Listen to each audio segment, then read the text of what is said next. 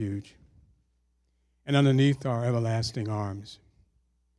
Naked I came from my mother's womb, and naked I shall return there. The Lord gave, and the Lord has taken away. Blessed be the name of the Lord.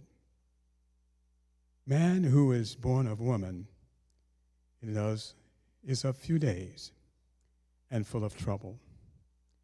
He comes forth like a flower and fades away.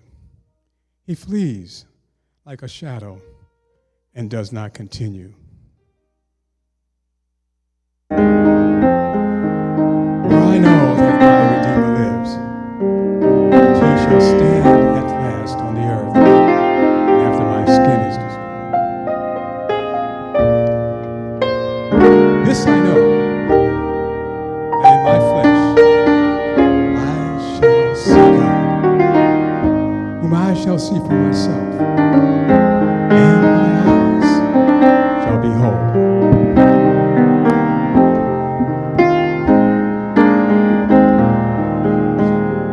I shall not want. He makes me to lie down in green pastures. He leads me beside the still waters. He restores my soul. He leads me in the paths of righteousness for his name's sake. Yea, though I walk through the valley of the shadow of death, I will fear no evil. Thou art with me. Thy rod and thy staff, they comfort me. I prepare the table before me in the presence of my enemy. Anointest my head with oil.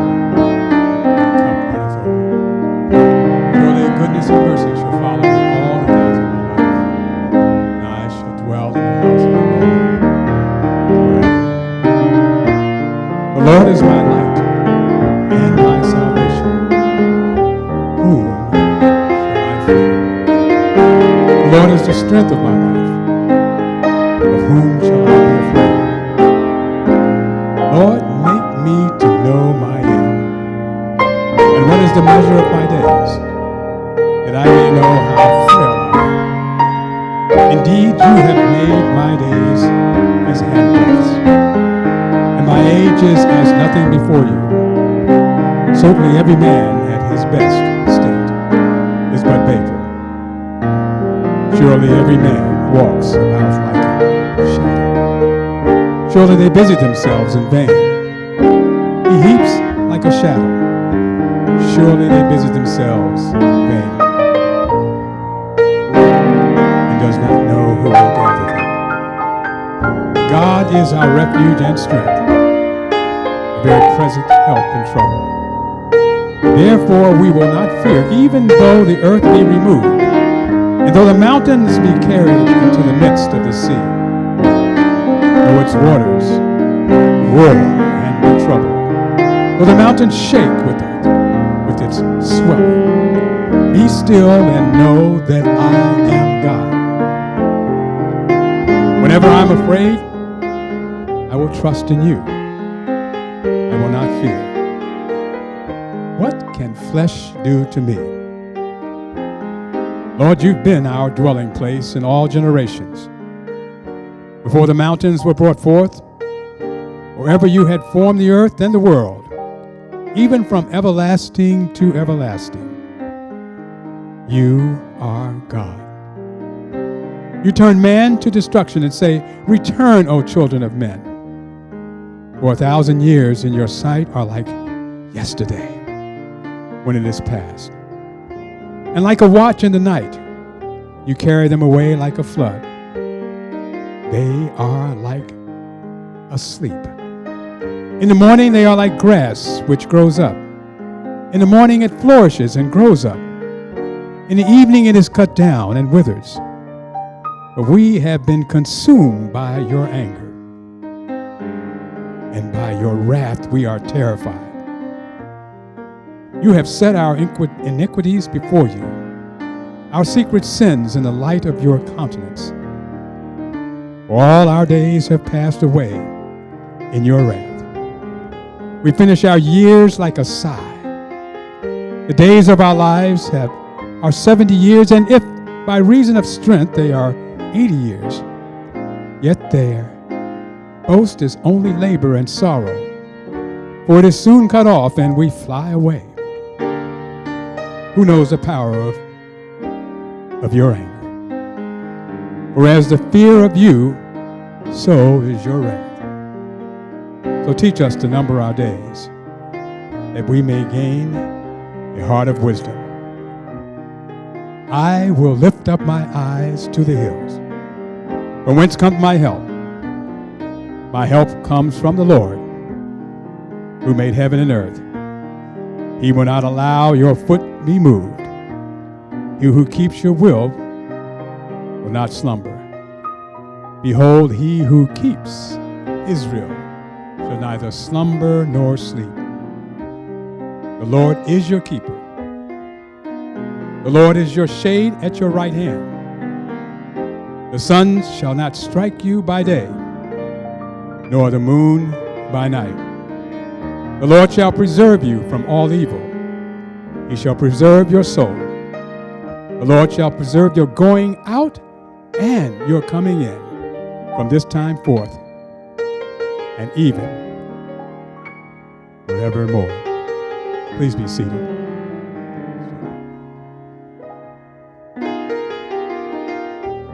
At this time, we will have the Masonic service.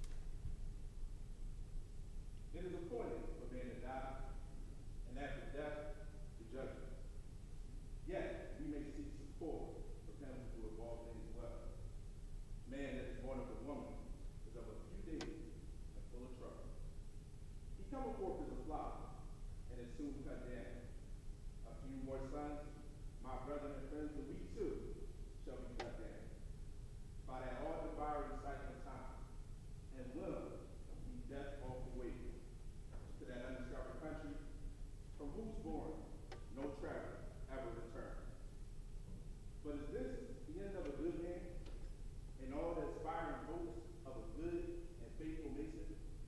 No. Blessed be God. As the embers of mortality are faintly glimmer in the sockets of existence, our faith in the immortality of the soul removes the sable curtains of death. It bids us to turn our eyes with faith and confidence and view the opening scenes of our eternity. Let us pray. Most glorious and everlasting God, the author of wisdom, mercy, and goodness, we adore thee as the God of time and eternity. Pour down thy blessings upon us and strengthen our solemn engagement with the ties of sincere affection. As we mourn the loss of our beloved brother from the circle of our fraternity, may we trust that he has entered into a higher brotherhood to find rest from earthly labors and refreshment.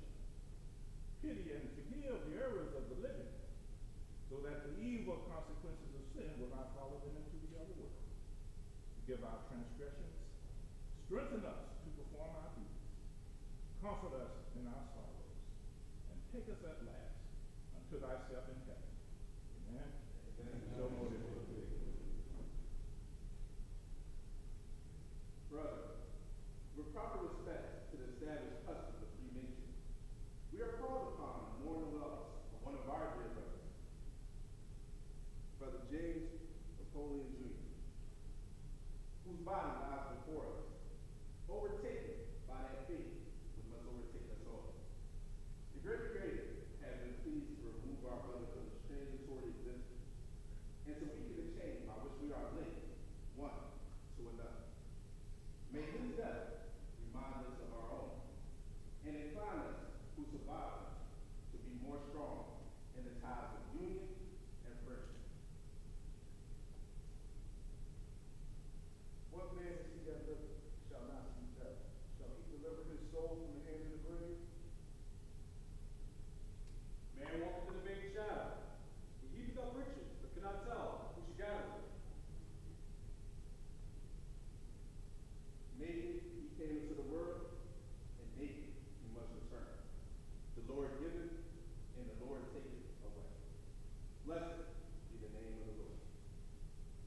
Blessed assurance, Jesus is mine. Oh, the promise of glory divine, heir of salvation.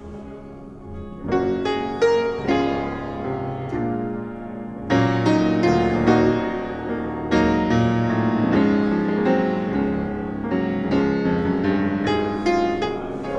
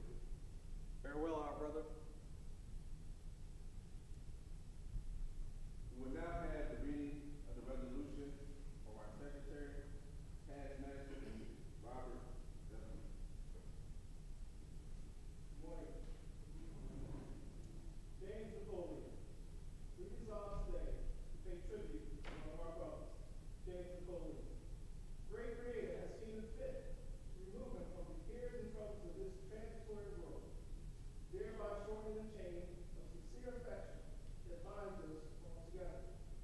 We thank Almighty God for the time that we had with our brother, James Napoleon, and we trust that his soul is resting in peace. Whereas James Napoleon was raised in the 5th degree of a Master Mason on May 27, 1997, and was a member of this lodge for nearly 47 years until his passing. Whereas James Napoleon served his lodge with distinction for many years, his membership, participation, and support of this lodge will be recorded in the archive of St. Albert Lodge No. 35 for edification of future generations. Whereas James Napoleon demonstrated his love and commitment to Masonry by availing himself as a tailor to the brothers of St. Albert 35. He also prepared some of the lodge creators, such as Athens and College, at no charge. Whereas James Napoleon believed in the Almighty, and all his endeavors were a crown for success, and all his actions showed charity for every life he touched. Whereas James Napoleon has entered through that straight faith, which leads unto life everlasting. And because his house was built on a firm foundation, we know that his spirit will return unto God who gave it. Whereas James Napoleon had numerous names and titles, brother, master tailor, and his plain Jim. The title that best befits him, that for which he is best known, and will forever be remembered, is friend, for it says it all. Be it therefore resolved that we, the officers and members of St. Albert 35, bow our heads in humble submission, realizing the great participant of the universe has called Brother James Napoleon to his long-awaited celestial home, where he will find perpetual rest from earthly labor and refreshment. Be it further resolved that we extend to his family and friends our heartfelt sympathy, and may it comfort you to know that we, your sorrow, share. For in Psalms 35 reads, weeping may remain for a night, but rejoicing comes in the morning. Eternally submitted under our hand and seal, Marcus Whitaker, Virtual Master, Robert W. Cook, Lodge Secretary.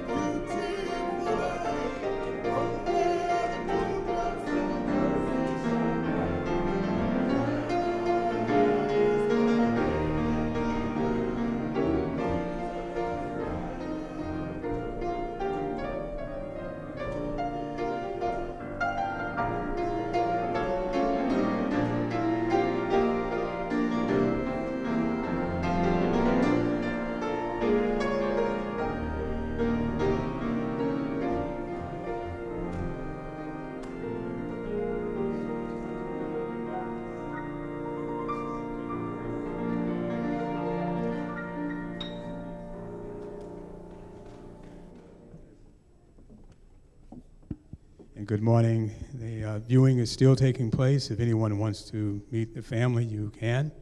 The service will start at 11.